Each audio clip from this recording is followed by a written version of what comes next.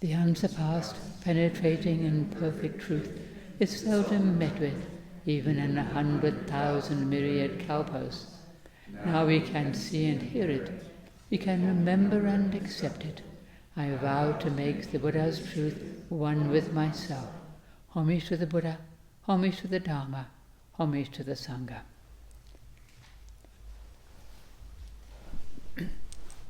Well, as many of us know, on Friday we had the funeral for Reverend Master Serena, who was a monk of our community for many years. And then finally she had to go and live in the Bay Area because of her health. And she couldn't live at this altitude, so she had to live in the Bay Area. But she'd come and visit when she could. And then she always missed us. She always wanted to be here. It was quite apparent. And then, a week or so ago, our friend Vera Giordano, who was Reverend Vera, died of an aggressive cancer. So it's been, and she was also in the Bay Area getting treatment, and then she was on hospice care. So both of our monks, we missed them both, and they both died within just a couple of weeks of each other, which does happen, a few weeks of each other. Furthermore, many of us know that a number of our congregation members and friends have died in the last couple of months. There's been a lot. Some died after a long illness, one or two died quite suddenly, or after a short illness, and it's been pretty intense, actually. So I thought I would talk about living and dying, because they do go together. We have to live before we die, and when we're alive, we know that one day we will die, so they go together. It's the only thing that's certain. We will eventually die, living and dying. Well, it can sound rather depressing, but we know it's true, of course. And when we simply look at it, living and dying, and do our best to accept it, we can prepare ourselves for both life and death, because they're not separate, actually, as we live our life, so we can help ourselves to die. Impermanence, once again, is our friend. If we had to live forever, life would be awful. Because our life is fairly short, our human life is not very long at all, we can appreciate it and not take it for granted. Not take our people for granted, We don't know how long they'll be with us. So we can try to do our very best to make the best use we can of this short human life. We try to keep to the precepts. We try to practice kindness, generosity, and wisdom. To act with wisdom and compassion, generosity of spirit, kindness to ourselves and other beings, because it can only help both when we're living and when we're dying and after. Because it's karma, Since we know that everybody's going to die eventually, we can practice wisdom and compassion or kindness to everybody. Everybody will die, no matter what they look like, no matter what they do, no matter how powerful or weird they may seem to be. Everybody's going to die, including us. We're all just human beings together, little human beings in this transitory life. Nobody is exempt. So we can have compassion for people, And when we hear of somebody's harmful actions, it'll come back to them. They have this karmic consequence that they'll come back and, so it's a cause for compassion rather than judgment. Because when somebody's on their deathbed, they are very likely not thinking, I made so much money, I had so much power, people were afraid of me and they respected me. I think probably not. I hope not. I would hope they'd be thinking more likely, did I do some good? Did I help people? Was I kind to my family, my friends? Did I try to make amends for my harmful actions? Because that's what's much more important when we're dying. The more important things will come to us, because what little stuff will fall away. And to try to make amends for the harm we've done, or to be kind to those we love, to tell them we love them, There's always stories of people having a fight, and then one of them goes out and they get killed on the freeway or something, and the other one thinks, oh, couldn't I just have been kind? I'd rather have that person here doing the annoying thing, give my life for that, rather than have them gone. you know. Because we see more clearly when we're dying what's important, I think. To repair damaged relationships, forgive people who might have harmed us, or seek forgiveness from those we may have harmed, you know. Just repair things as we can. Sometimes it's not possible, or it doesn't seem to be possible. But who knows what can be resolved when somebody is dying? We don't know what they go through, you know. It's not for us to judge. I know of at least one person who had been a rather difficult person in their life. And when they were dying, which took a long time, they were clearly going through a lot. And other people would see them in various places, although they were on their bed, you know, going through a lot of stuff. People would see them in other places. Interesting, you know, what do I know? So they were doing the work they needed to do, although they were on their deathbed. And I just think that's a really hopeful thing. However, it's nice not to leave it till then. It's nice if we can, you know, get a bit of a start on the whole thing and not wait till the last minute. So we don't know what's going on with a dying person. Even if death is sudden, or even after death, things can happen. I'm sure that things can change. People who are still alive often have experiences of somebody who has died, maybe coming to them, or they see them, or there's some kind of resolution of things, you know. A dying person might be able to hear what somebody is saying, even if they are unconscious. It's said that the hearing faculty is the last to go, so when you can't see, you can't speak, maybe you can still hear. Who knows? So we want to be careful. If we're in the presence of somebody who's dying, be careful what we say, how we act, what we think. You know, the story of Ajahn Chah, the old Theravada forest monk, who was dying for years, 10 years he'd had a stroke and he was in this seemingly comatose state.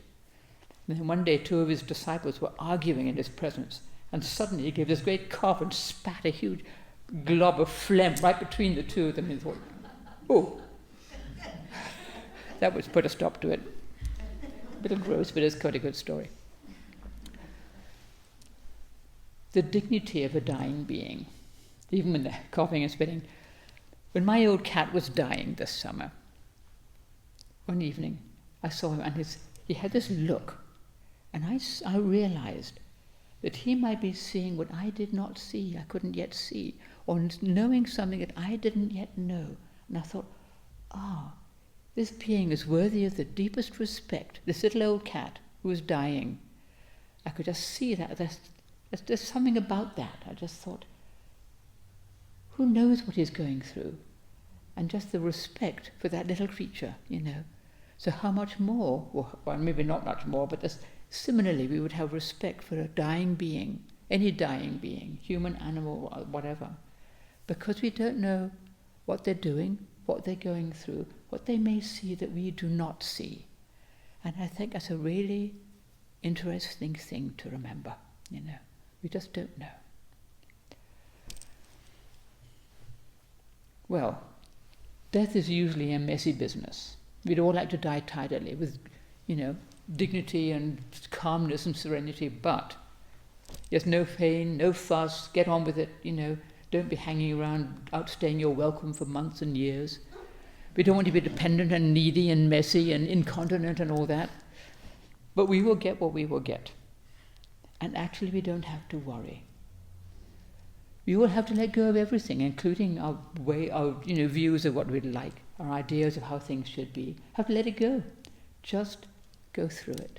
And when we're taking care of somebody who's dying, similarly, how would I want someone to take care of me if I'm in this state? So we take care of each other, take care of beings as they die.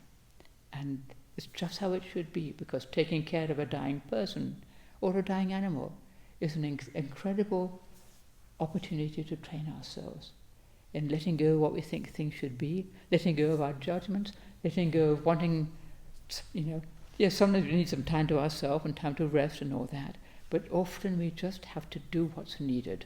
We're really tired, it's late at night, and we have to clean up or something. and just to be willing to do it, because we may need that ourselves sometime. The good death. People talk about wanting to have a good death. What the heck does that mean even, really, Or some people, having a good death means being nice and tidy, clean, getting on with it, not hanging around too long, not in a lot of pain, not being crabby, but serene and all-accepting and wise and kind. But that may not be that way. We might be miserable, wretched, drugged to the eyeballs, and it's all okay, actually, because we just accept what comes our way. It's all right. We don't have to make a judgment about how we want things to be. It's not going to be that way, very probably. Good death. Then there's the bardo that people talk about, especially in Tibetan Buddhism, People are afraid of the bardo, the interval between death and the next life. Actually, bardo just means interval. So the bardo is often taken to mean that interval between this death and the next life, when all kinds of things can apparently happen. And people describe it often as terrifying. Well, Kalu Rinpoche said, don't worry about the bardo. It's just for people who don't meditate, to frighten them into doing something. But we can go right past it, or right through it, and we don't have to worry. We don't have to be afraid of it. Just keep going.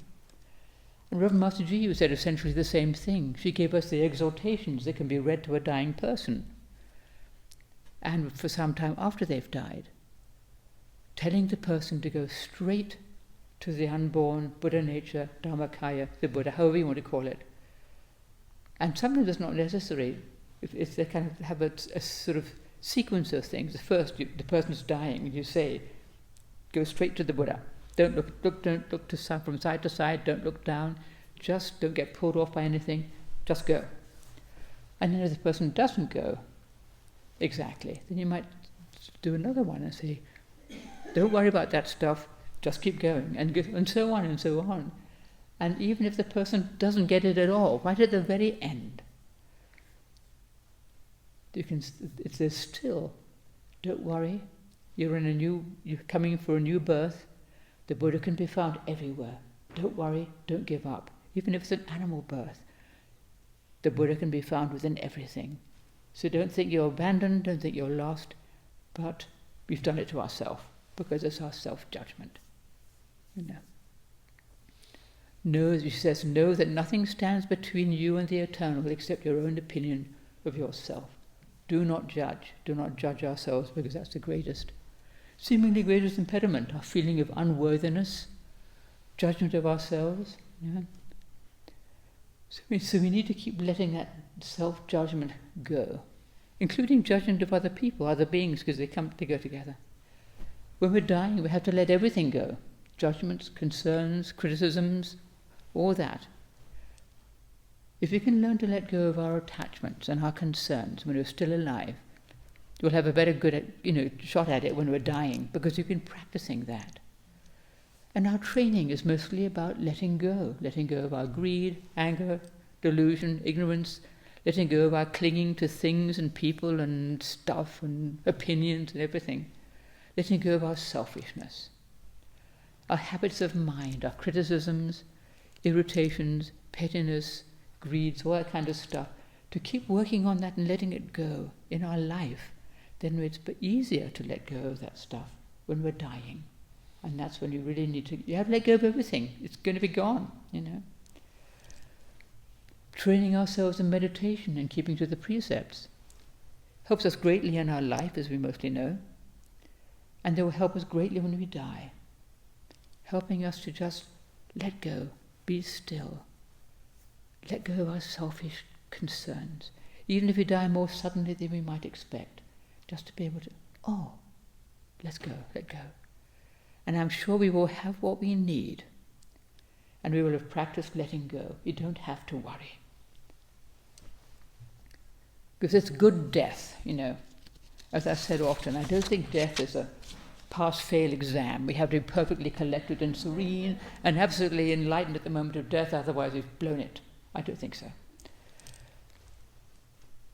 I'm sure it's very helpful if we are all serene, collected, calm, and wise. But we might not be. We might be, in a lot of pain, full of medication, I don't think that's actually a problem. Not as concentrated as we might like. And I think also, even if the body and mind seem to be all confused and distressed and worried, I think maybe the heart can be still, and the heart can be just fine. We just don't know, you know.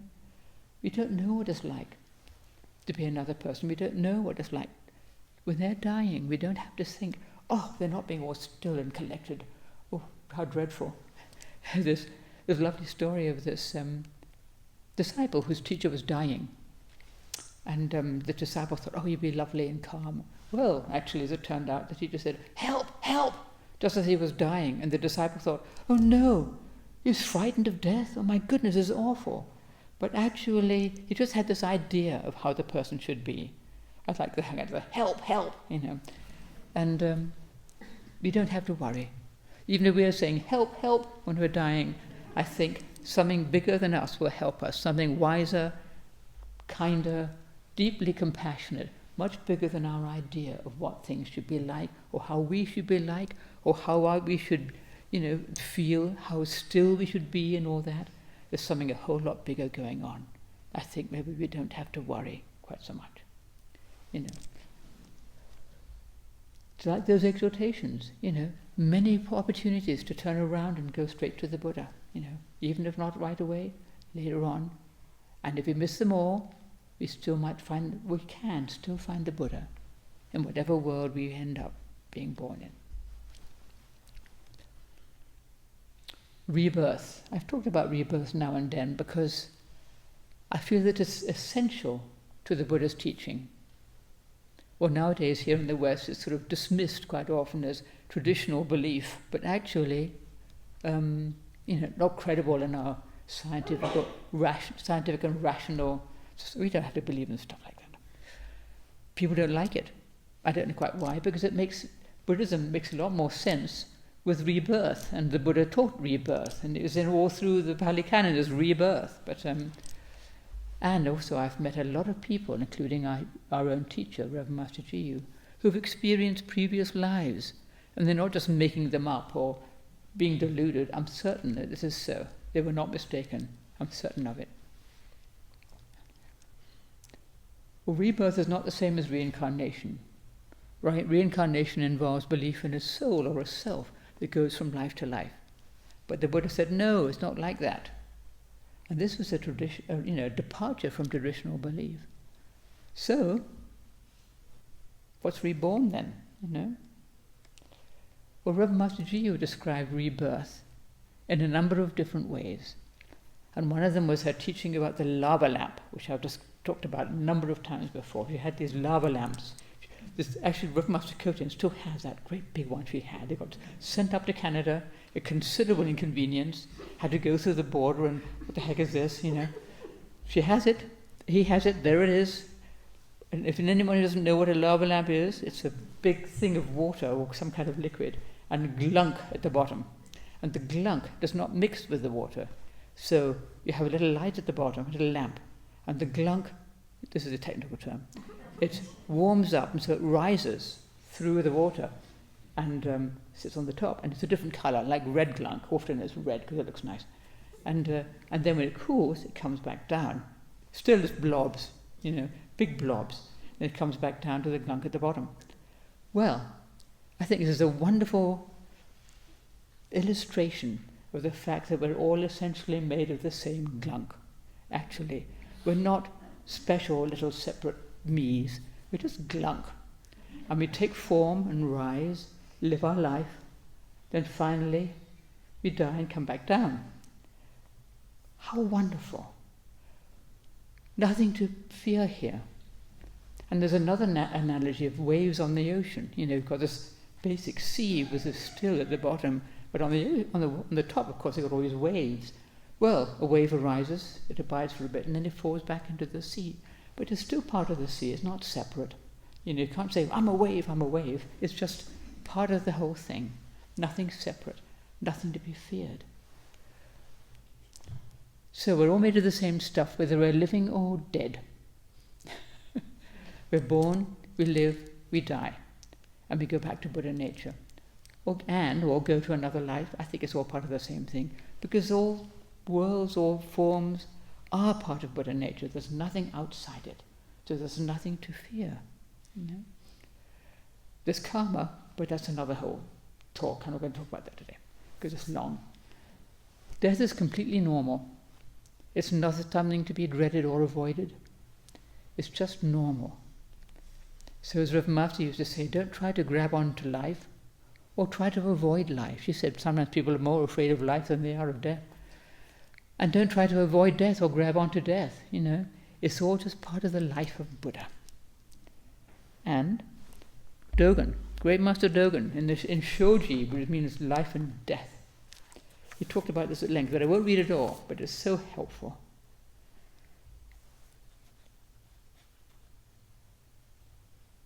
Life as we know it is not life. Death as we know it is not death.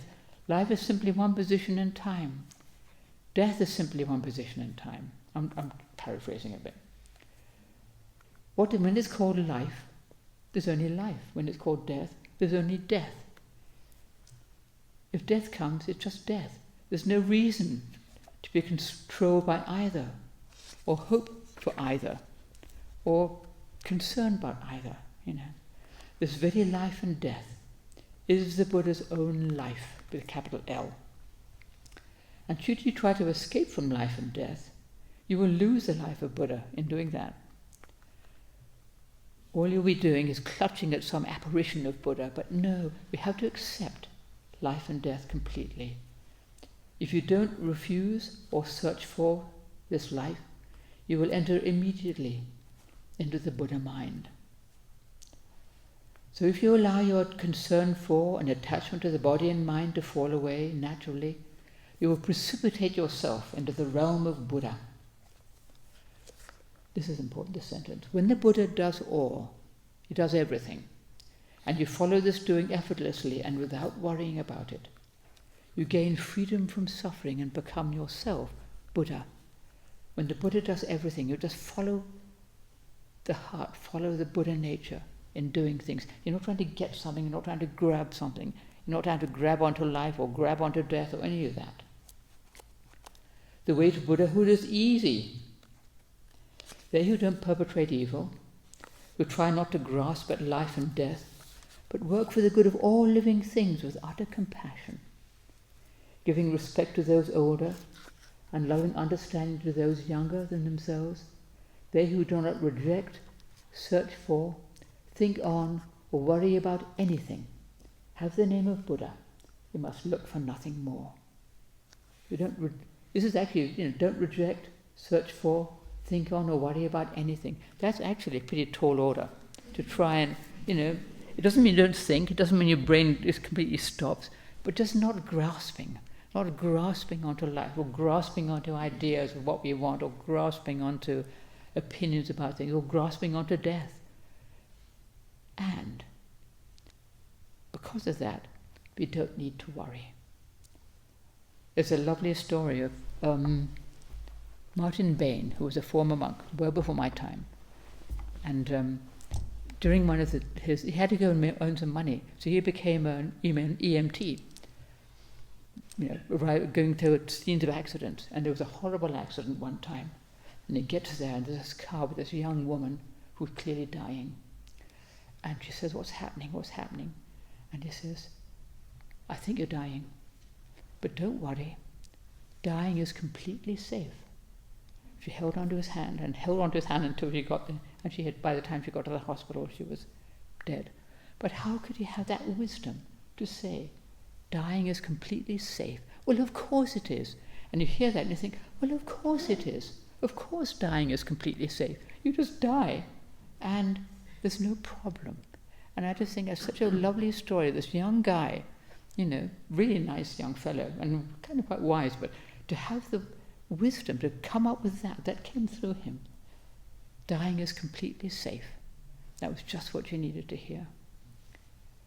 And still, we do love life, and we do grieve deeply when somebody we love dies. Of course we do.